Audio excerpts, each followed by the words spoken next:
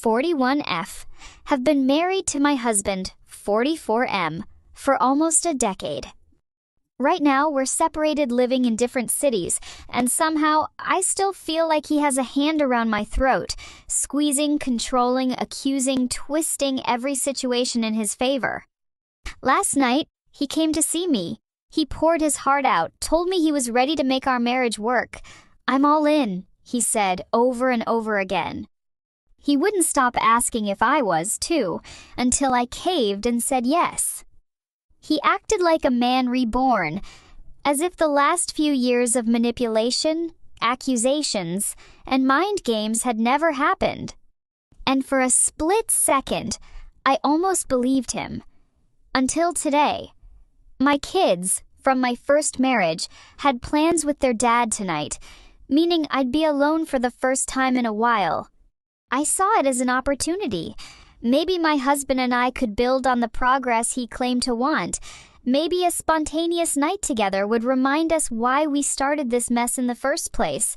So I called him. "Hey," I said, trying to sound lighthearted. "The kids are gone tonight. Maybe I could come see you?" Silence. Then a sigh. "I have my daughter tonight." Now, I would never expect him to abandon time with his child. But this is the same man who repeatedly demands to see me at the drop of a hat, regardless of whether I have my kids or not. And if I ever said no, he'd sulk, lash out, act passive-aggressive for days. But when it was his turn to compromise, the rules suddenly changed. I pointed this out to him, and his immediate reaction? Defensiveness. Accusations. And just like that, the conversation spiraled. A few hours later, the inevitable text came. "So, what are you doing tonight since you have the night alone?" Followed by, "I know you don't like being at home alone, so." The dots, the implication. This wasn't curiosity.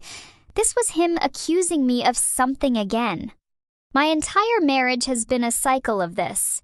Accusations dripping from his words like venom, his paranoia eating away at our foundation. If I go to the store too late, I must be cheating. If I don't answer the phone within 5 minutes, I must be with someone else. If I wear a dress that flatters me, I must be looking for attention. I can never win. I called him, voice already trembling. "What am I supposed to do?" I asked. "You told me I couldn't come to see you. I'm home because of your decision, but now you're making it sound like I'm up to something?" He deflected. Spun the conversation into oblivion. Then he said the words that made my stomach turn. "Some people find jealousy endearing." This wasn't jealousy, this was ownership, control. The desire to trap me in an impossible situation, where I was always guilty of something, no matter what I did.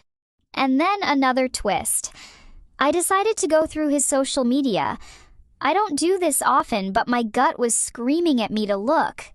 And there it was, a string of messages between him and some woman. The timestamps? Last night, the same night he was supposedly pouring his heart out to me, begging for another chance. He was love-bombing someone else at the same time. I confronted him immediately, heart pounding, hands shaking. At first he denied it. Then, when I sent him screenshots, he flipped the script.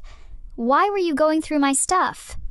Not an apology, not an explanation, just blame. I was stunned into silence. And then the pieces started to click into place. The last-minute changes of plans, the late-night absences, the deflections, the accusations. He was accusing me of cheating because he was the one cheating all along. I don't know why it took me so long to see it. Maybe I wanted to believe the best in him. Maybe I was afraid of starting over. Maybe I was exhausted from the mental gymnastics of our marriage. But now, the truth was laid out before me, undeniable. This isn't about love. It never was. It was about control. But I'm done. I never thought my marriage would come to this. 11 years together, no history of cheating, no major red flags. Until one business trip unraveled everything. It all started with a casual confession. My husband, Ethan, 44M, had just returned from a 3-day work conference across the country. We were sitting on the couch, drinking wine, when he casually mentioned meeting someone on the plane. A woman. Said they hit it off. I blinked. Oh? Yeah, she was super interesting, he said, swirling his glass. We had a great conversation. She's in marketing, travels a lot for work too. Funny how much we had in common. Something about the way he said it gave me pause. Ethan was always friendly. He had that easygoing charm, but there was something about the way he told me. I waited for him to continue. And, I actually invited her out for drinks that night. I stared at him. You what? Now, let me clarify. I don't consider myself a jealous wife. Ethan has always been social, and I never had reason to doubt his loyalty. But there was something about this that felt off. He invited another woman, a stranger, out for drinks while he was on a trip. She was cool, he added quickly, seeing my face. It wasn't a big deal. I felt a tightness in my chest. I asked the obvious question. Was it just the two of you? He hesitated. Yeah, but the room suddenly felt colder. She was new to the city, didn't know anyone there, and I figured why not? It was just friendly. I mean, I told you about it, right? I should have let it go, maybe. Maybe I should have just accepted it as an innocent interaction. But something in my gut told me I needed to dig deeper. So later that night, when he was in the shower, I did something I had never done before in our marriage. I checked his phone, and that's when I found the messages. At first, I didn't see much. Just a saved contact under Jenna NYC and a handful of texts from the night of the drinks. Ethan. Hey, just got back to my hotel. Had a great time tonight. Hope you got back safe. Jenna. Same. Honestly, didn't expect to meet someone so fun on this trip. You made it way more interesting. That was the first red flag. I scrolled up. There were no previous messages, which meant he had deleted them. My stomach twisted. I knew my husband. He wasn't a deletes text kind of guy. The next message came the following morning. Jenna. Still laughing about last night. You have to admit, the universe works in mysterious ways. Mysterious ways? What the hell did that mean? Ethan. Haha, yeah. Unexpected but fun. Hope today isn't too brutal for you. Jenna. Haha, I'll survive. Just wish I had a little more time. A little more time? I sat there, my heart pounding, my mind racing through every possible scenario. Was it innocent? Harmless flirting? Or something more? I could feel my breathing getting shallow. I heard the water shut off in the bathroom. I quickly locked his phone and placed it exactly where I found it. I tried to act normal, but the words wouldn't leave my head. Unexpected but fun. Wish I had more time.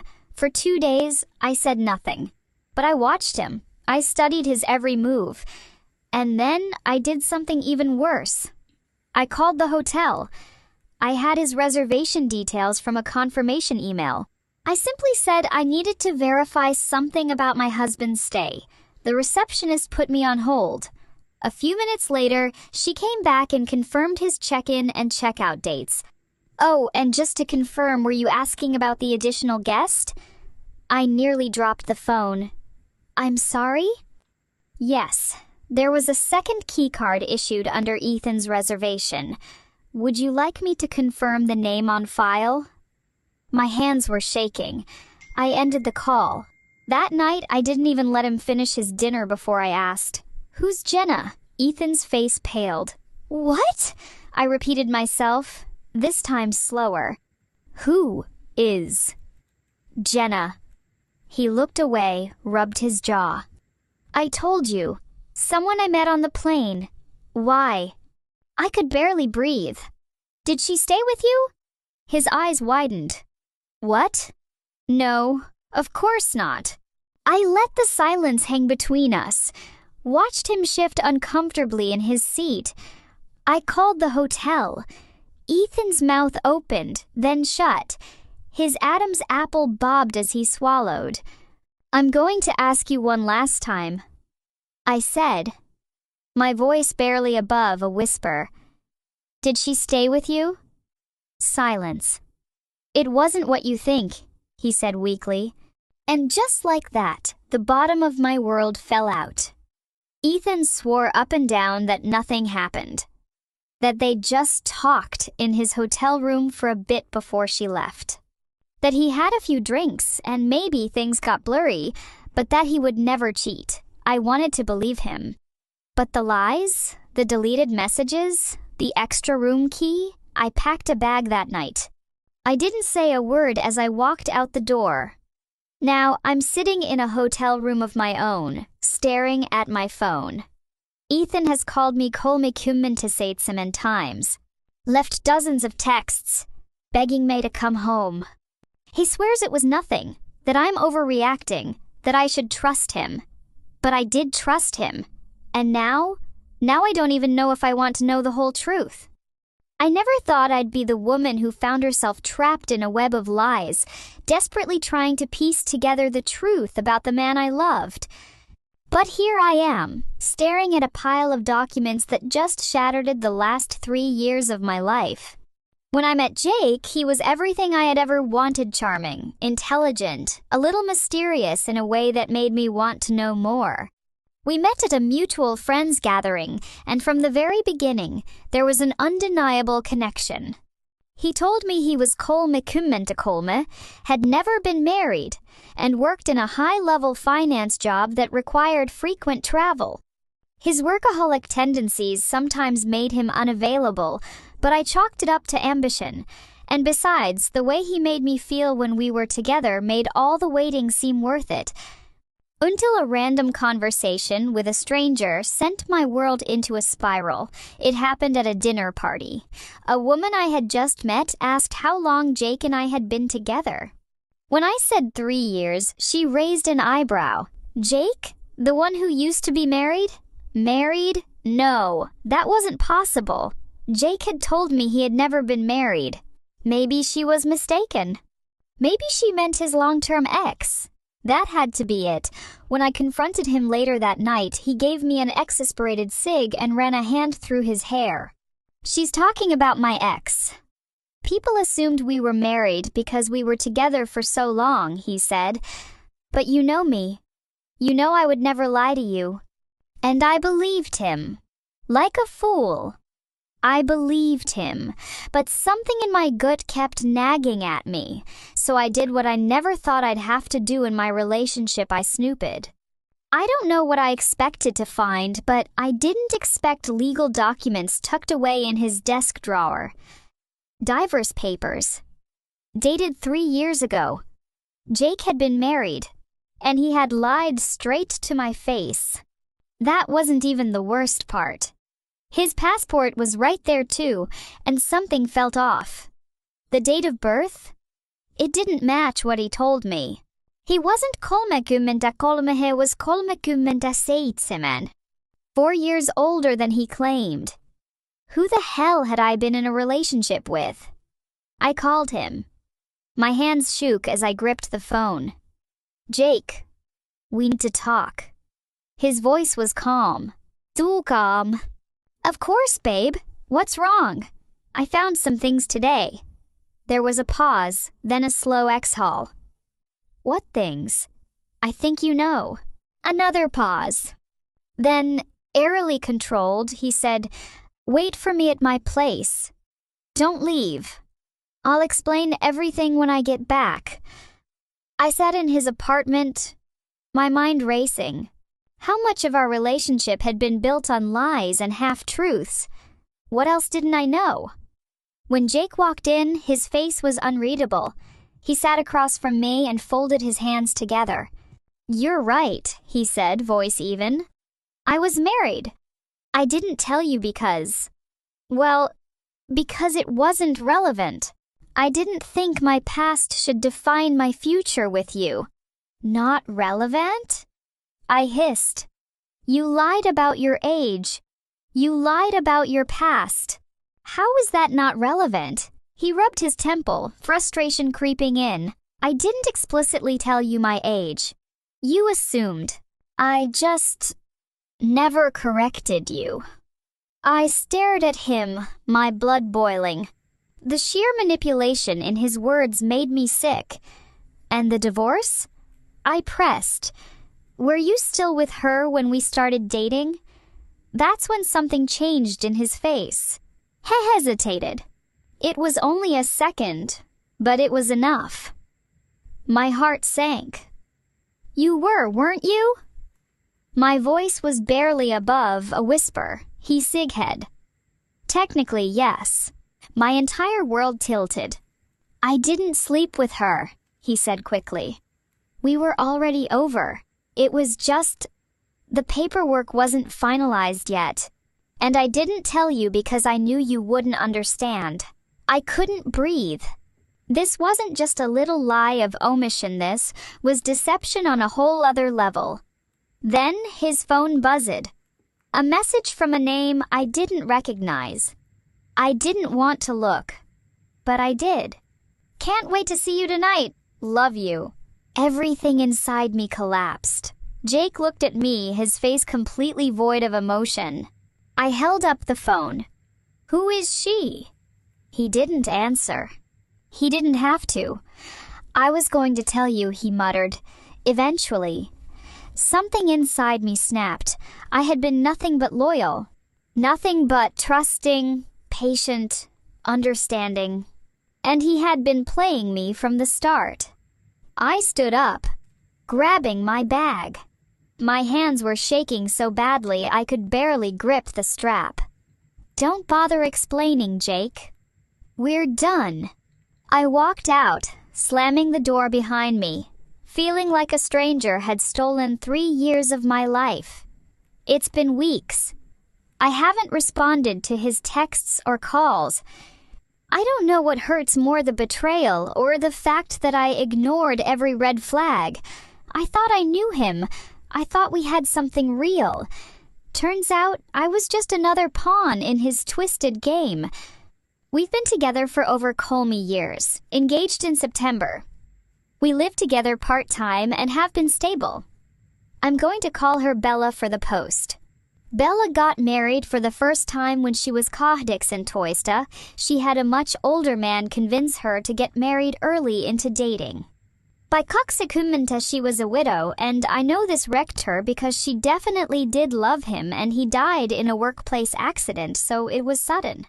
She told me about a year ago she had been reached out to by a random woman with proof that her husband had cheated on her and had told this woman that their marriage was a paper marriage and didn't matter to him much. Bella was hurt, but told me she was in love with me now and our future was together. When we got engaged, she was so thrilled and told me she had enjoyed actually dating for a while before commitment.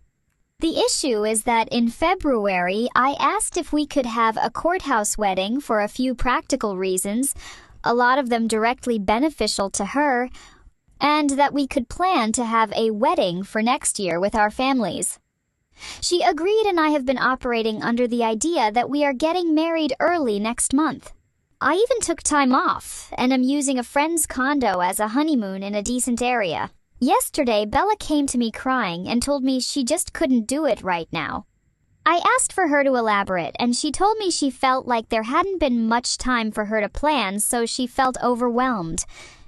She feels like she's not going to look pretty, and the event is going to be impersonal. She said that she was trying to get through it for May, but she had decided it was something she would regret going through with in this way. She did say she still wants us to get married. I told her I wasn't mad, but I'm very confused and needed to process. I'm not sure where to go from here, and I can't really get out of the trip.